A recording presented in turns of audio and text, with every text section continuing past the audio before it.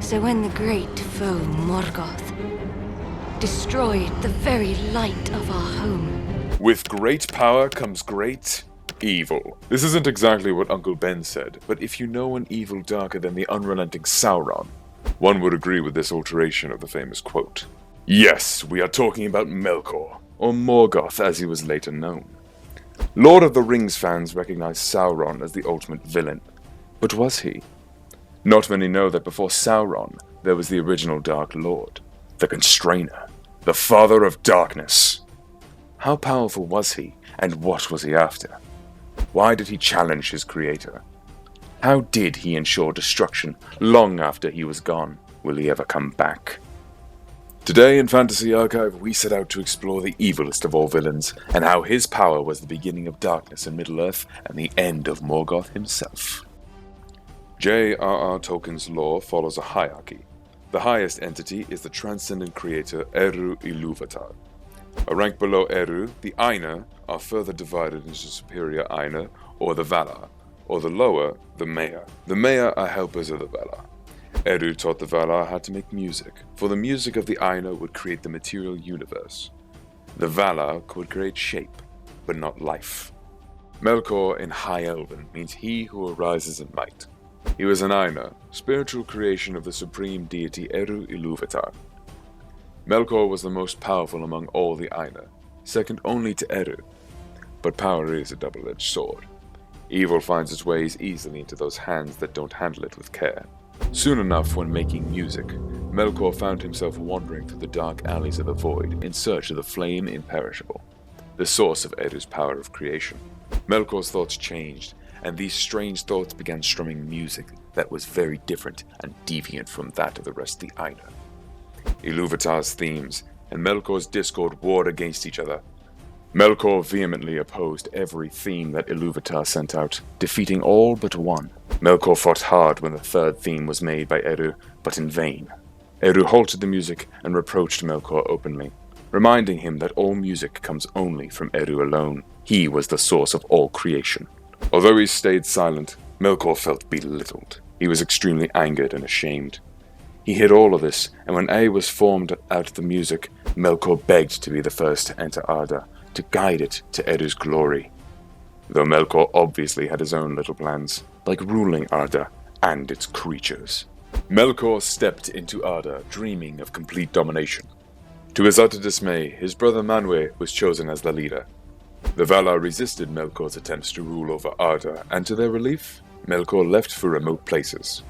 After many years of peace, Melkor was back, bigger, badder, bolder than ever, smoldering with greed and geared up for war. This was the Valar's first war with Melkor. Tulkas the Strong chased Melkor out, but a lot of Arda and the works of the Valar were destroyed. They were able to re-establish Arda later on. Melkor realized he needed a few minions to get his dirty job done. He found them among the Valar and planted them as spies. This way he received vital intel from the Valar to attack them when they least expected, on the day of Tulkas' wedding. Melkor dealt his first blow. He built his fortress Utumno. Decay, death, and disease flowed out of it and disrupted Arda. Chaos ensued, and the Valar were caught off guard. Almaran, where the Valar lived, was brought to ruins.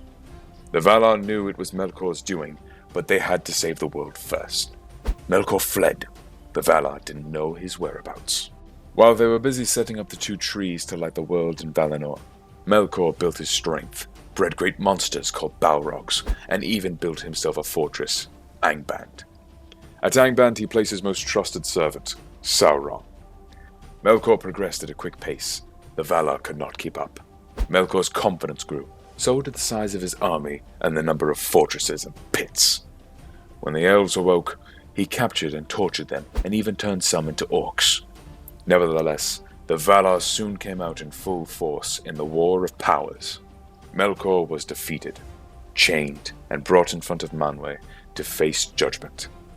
Melkor swallowed his pride and malice, got on his knees, and pleaded for mercy. Even so, Melkor never truly reformed, nor did he regret his doing. Melkor was the physical embodiment of evil and destruction, the complete opposite of his younger brother Manwë, who was kind and compassionate. the most noble of the Valar. He was free of evil and unable to comprehend it. This led him to believe Melkor's lies and pardon him. Soon after, Melkor was back to doing what he was good at, plotting revenge and spreading his lies and fear among the elves about the coming of men. Peace at Valinor was disrupted. He wanted Fainur's Silmarils. These gems contained the light of the two trees of Valinor. With the help of the massive dark spirit and spider form, Ungoliant, Melkor managed to get the 3 Silmarils. He pierced the 2 trees, leaving darkness all around once again. Ungoliant drank the tree's sap. Melkor encrusted the Silmarils on his iron crown. The 2 fled. Fainur, first king of Noldor, cursed him and named him Morgoth, which means black foe or dark enemy. Once Morgoth returned to Beleriand, Ungoliant demanded that she be fed the gems. Morgoth wanted them for himself and refused. He was intimidated by the sheer size of the monster, which had grown huge. Ungoliant attacked and nearly devoured him. Hearing his cries, Gothmog and the rest of the Balrogs rescued him from the monster. Many powerful elves still ruled over Middle-earth, so Morgoth waged wars to get rid of them. Long wars were fought with the elves, and many were slain. Nonetheless, Morgoth was in trouble when Fainur landed in Middle-earth. He sent out Gothmog and his Balrogs to attack him and his forces before they settled. Fainur was slain, but the Balrogs had to retreat. Morgoth lost Beleriand. Most of Beleriand was now free of his tyranny. Fingolfin came next, along with the other elves including Fainur's son. They laid siege to the Angband fortress. Morgoth broke through the long siege and attacked the elves ruthlessly. In the end, Fingolfin went out alone to fight the mighty Morgoth. He fought bravely and got back up after every fall. Soon he grew weary, and Morgoth crushed the Elf King under his foot. Fingolfin's corpse was carried away by Thorondor, Lord of Eagles. Morgoth's victory in the north was complete with the fall of Gondolin, when the last male heir of Fingolfin's house was killed.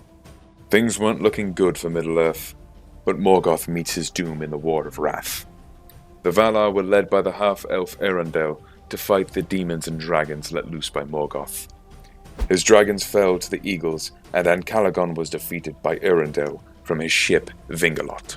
Since Morgoth's fortress, Angband, was under siege, he was soon defeated and captured. He tried to get up, but his feet were hewn under him, and he was hurled upon his face.